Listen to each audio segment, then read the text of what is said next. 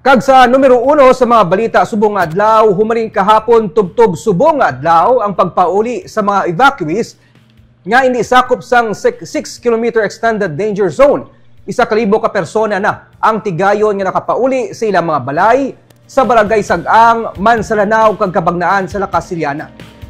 Suno kay John Diaz, isang pamuno sang Disaster Risk Reduction Management Office, may 2,000 sila ka mga pumuluyo nga magapauli kag subong adlaw padayon pa ang paghikot sa ilang nga pagbalik sa ilang nga mga puluyan.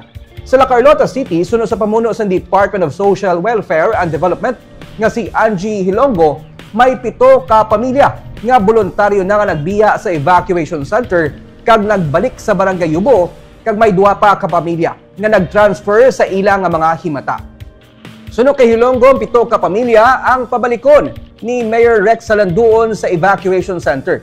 Wala sila sang may napagwa nga decampment order. Sang Miyerkules, 461 naman ka persona sa Bago City ang tigayon nga nakapuli na sa ilang mga balay. Ginsiling naman ni Office of the Civil Defense NIR Regional Director Donato Sermendo III na sa ilang datos sa Canlaon City may 278 man ka pamilya ang ginpapauli. Ginsiling ni Raul Fernandez nga ang task force o kunang task force Canlaon head nga kung siya man lamang ang magbuot. Luyag niya nga sa 10 cities na lamang kuntani magatener ang mga nagpinauli bangod mas mangin safe kag mahapos ini in kaso nga may paglupok sa bulkan Canlaon.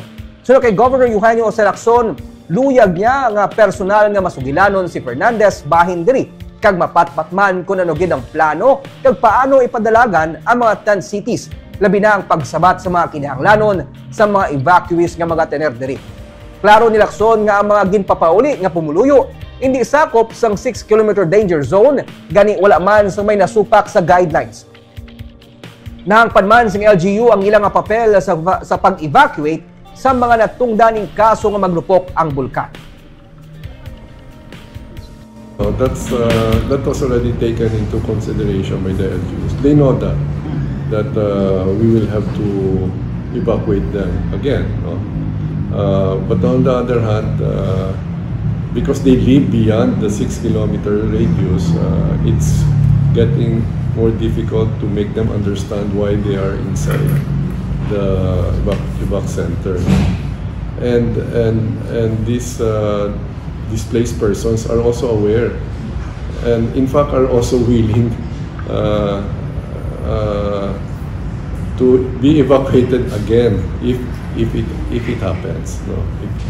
if the need arises. It only tells us that they are really getting tired already. No?